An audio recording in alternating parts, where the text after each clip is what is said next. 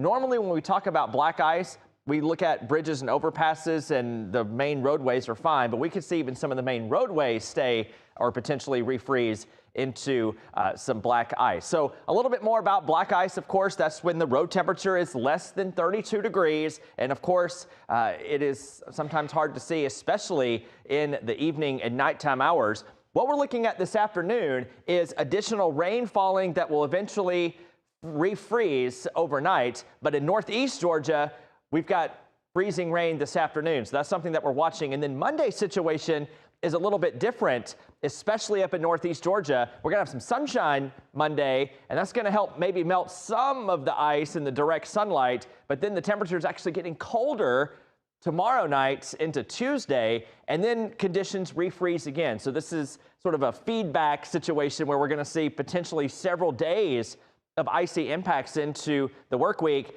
especially in those areas hit really hard with the ice. We're talking to folks up in Dahlonega, Helen, Gainesville, maybe Athens, again, that northeast Georgia corridor where we could see impacts last past Monday and potentially into Tuesday, even as the sky clears and the precip ends. That's something that we're going to continue to follow.